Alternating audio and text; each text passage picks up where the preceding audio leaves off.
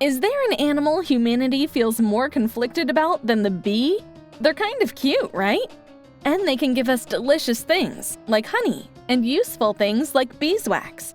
But they've also got those infamous stingers.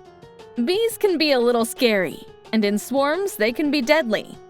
So when reports hit the news about colony collapse disorder, some of us might have thought, well, what's the big deal? Are the apophobes right? Are bees worth the risk? What would happen if all the bees died? Unfortunately, we'd lose a lot more than baklava and organic candles if bees went extinct. There are more than 20,000 species of bee in the world. Together, they are probably the most important group of insect pollinators.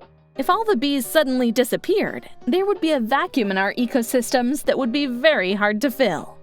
Many bees have co-evolved with flowers so that they are a fundamental part of those flowers' life cycles. These plants would likely go extinct without the bees.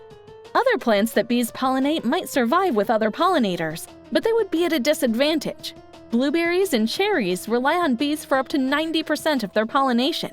We could be looking at a dire situation in the pie industry. There are also animals that rely on bees for food. If we lose the bees, some of our most beautiful natural species could be next. All these changes would have ripple effects throughout ecosystems and into human society. Humanity probably wouldn't starve without bees. Fortunately, many of our staple grains are pollinated by the wind. But nutritious fruits and vegetables could be lost or become so expensive that few people could afford them. And eating healthy is hard enough as it is. It's hard to know just how such a huge change to the natural world would end. By disrupting a key link in the food chain, we could be changing our entire way of life.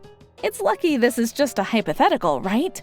Well, colony collapse disorder is very real. Huge numbers of bees have died, and scientists believe human activity is to blame.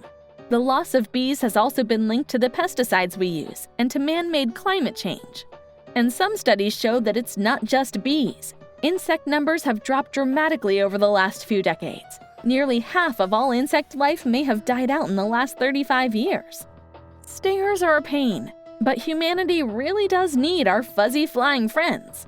Bees and other bugs may be a little scary, but a world without them would be much scarier.